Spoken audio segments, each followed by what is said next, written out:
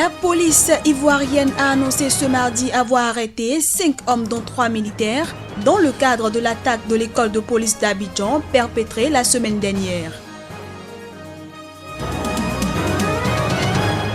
Nicolás Maduro, le président vénézuélien, a estimé ce mardi que la dictature impérialiste veut interdire sa version de Despacito qu'il utilise pour promouvoir l'élection de son assemblée constituante. Enfin, le ministre américain de la Justice, Jeff Sessions, a été soumis ce mardi à une boule de critique par le président Donald Trump.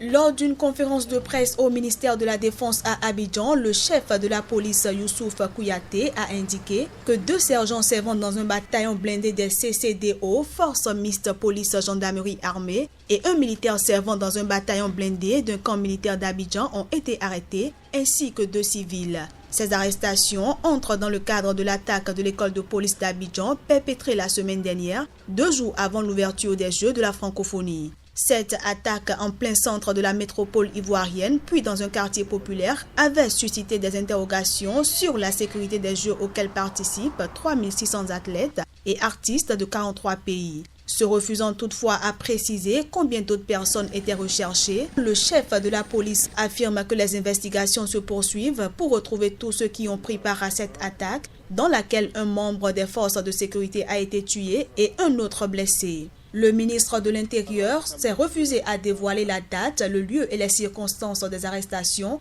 mais il a indiqué que les images vidéo récupérées à l'école de police avaient aidé l'enquête de manière déterminante. Notons que près de 10 000 militaires, gendarmes et policiers sont mobilisés pour la sécurité des Jeux de la francophonie qui se déroulent jusqu'au 30 juillet prochain.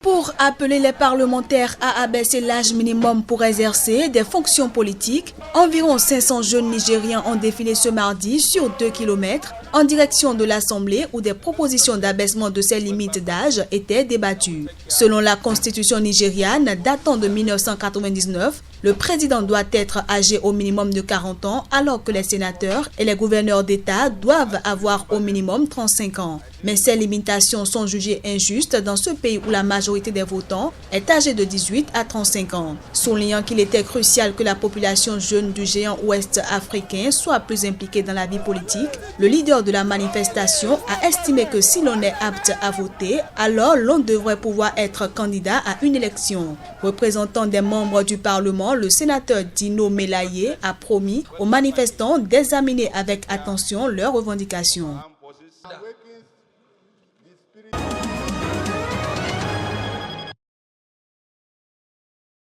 Pour la première fois, le chef du gouvernement de Tripoli, Faes al-Sarraj, et l'homme fort de l'Est de la Libye, Khalifa Haftar, ont adopté mardi une déclaration commune de sortie de crise.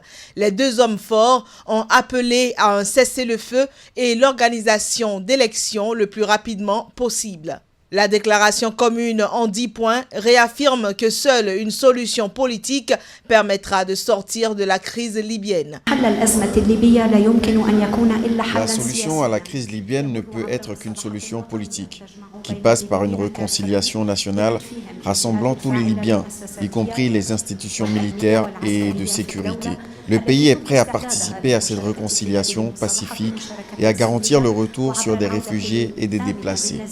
Nous nous engageons à respecter un cessez-le-feu et à éviter les actes militaires dans les domaines qui ne concernent pas la lutte contre le terrorisme, en se basant sur l'accord politique libyen et les accords internationaux, et en protégeant le territoire libyen et sa souveraineté. Nous condamnons fortement tout ce qui risque de menacer la stabilité de la Libye. Le cessez-le-feu prévu ne doit pas s'appliquer à la lutte antiterroriste. C'est ce que précise le texte, qui appelle également à la démobilisation des combattants des milices et à la constitution d'une armée libyenne régulière. Il souligne aussi la nécessité de bâtir un état de droit en Libye et d'y respecter les droits de l'homme.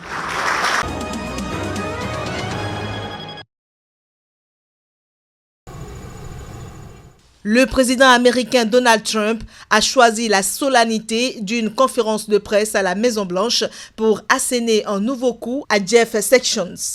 À ce dernier, il reproche de ne pas l'isoler des enquêtes sur l'affaire russe qui empoisonne son début de mandat. La sortie du président laisse peu de doute sur le départ prochain du ministre en démissionnant ou en étant limogé. S'il allait se récuser, il aurait dû me le dire avant son entrée en fonction et j'aurais simplement choisi quelqu'un d'autre. Donc je pense que c'est mauvais, non pas pour le président, mais pour la présidence. Je suis très déçu par le ministre de la Justice, mais nous verrons bien. Le temps dira, le temps dira. Jeff Sessions a perdu la confiance du président américain depuis le 19 juillet. Donald Trump reproche à son ministre de s'être récusé dans l'enquête menée dans un premier temps par le FBI et désormais par un procureur spécial sur l'ingérence du Kremlin dans l'élection présidentielle et sur d'éventuelles complicités au sein de l'équipe de campagne de Trump. Le ministre de la Justice avait omis de rapporter une rencontre avec l'ambassadeur russe à Washington, Sergei Kislyak, plus tard révélé par la presse.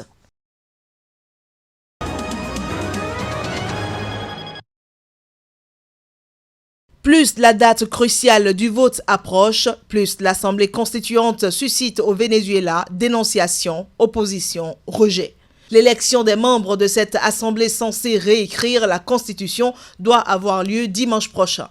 L'opposition mène une campagne farouche et multiforme pour contrer l'initiative de Nicolás Maduro. À cet effet, a été convoquée une grève générale de 48 heures pour ce mercredi et jeudi. Luisa Ortega, la procureure générale du pays, est depuis 4 mois la principale figure de la contestation au sein même du camp chaviste.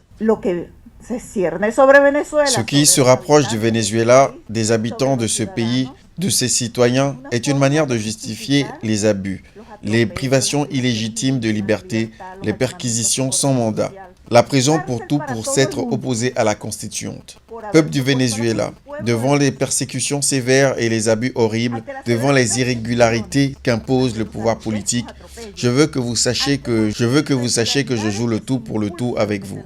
J'en appelle au peuple. Je demande qu'il m'accompagne pour exiger la justice, pour demander le respect de cette Constitution. Elle doit être respectée.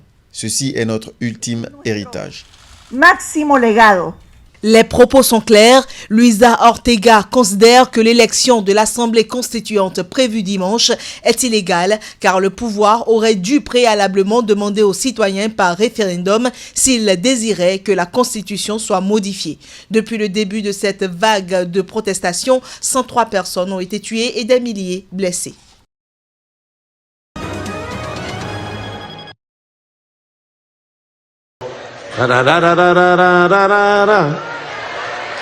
En reprenant ce dimanche sur la télévision officielle vénézuélienne le thème de la chanson Despacito, le président Nicolás Maduro a assuré être victime d'une persécution mondiale. Il ajoute que la dictature impérialiste avait interdit une version de la chanson populaire utilisée pour promouvoir l'élection d'une assemblée constituante qui se tient dimanche prochain. Despacito. Despacito. Donc, je présente toujours de nouvelles choses pendant le programme du dimanche et j'ai dit, regarde cette vidéo qu'on m'a envoyée. Les gars ont fait une chouette vidéo, des gens qui dansent. Ils sont partis de Miami pour interdire la vidéo de Maduro. Une vidéo interdite dans le monde, la dictature impérialiste, il ne faut pas l'écouter. Ils l'éliminent même sur YouTube. La persécution mondiale contre moi, contre nous. Y lo están eliminando de YouTube, de todo. La persecución mundial contra mí, contra nosotros, entre el pueblo soberano de Venezuela y la oligarquía. La lutte entre le peuple souverain du Venezuela et l'oligarchie de Trump et Santos, la constituante ou Trump. Que le peuple décide, la constituante ou Trump, l'indépendance ou Trump, la paix ou Trump. Voilà. Paz o Trump. Le chanteur portoricain Luis Fonsi et le rappeur portoricain Daddy Yankee ont condamné ce lundi l'usage illégal et néfaste que le président vénézuélien a fait de leur tube mondial. De son côté, l'opposition a appelé au boycott de l'élection d'une assemblée constituante après 4 mois de manifestations réclamant le départ de Nicolás Maduro.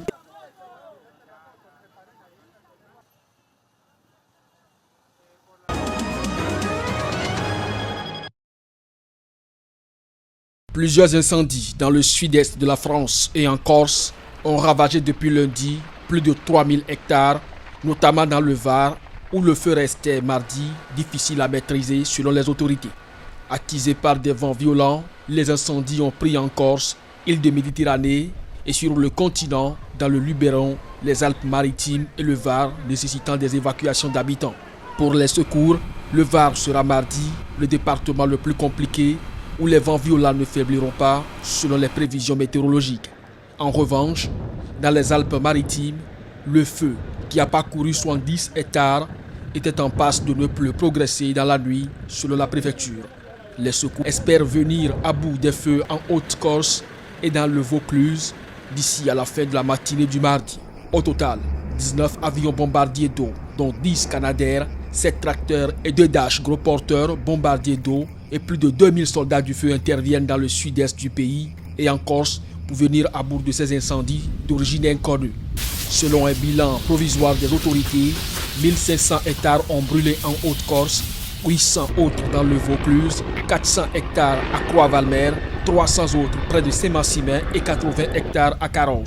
4 pompiers ont été blessés dans le Var, selon des médias locaux, et 15 policiers, dont 11 CRS, ont été légèrement intoxiqués par des fumées en participant à la lutte contre l'incendie en Corse, a-t-on appris de sources policières.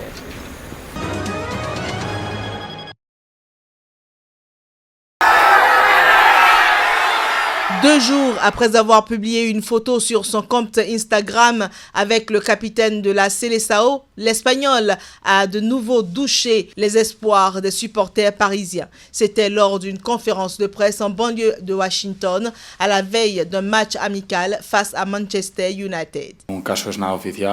En aucun cas, ce n'est officiel parce que, premièrement, ce n'est pas à moi de l'annoncer et deuxièmement, celui qui doit communiquer, c'est Neymar. Mais c'est ce que j'aimerais et c'est ce que j'espère.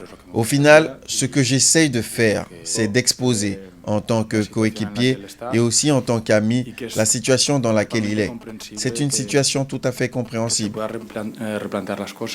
Le joyau brésilien du Barça est convoité par le Paris Saint-Germain qui doit pour s'attacher ses services lever la clause libératoire de 222 millions d'euros et lui verser un salaire annuel de 30 millions d'euros. Du coup, ce sera le transfert le plus cher de l'histoire du football s'il était conclu. Neymar, auteur d'une excellente prestation lors du précédent match de préparation contre la Juventus Turin, reste muet mais souffle le chaud et le froid.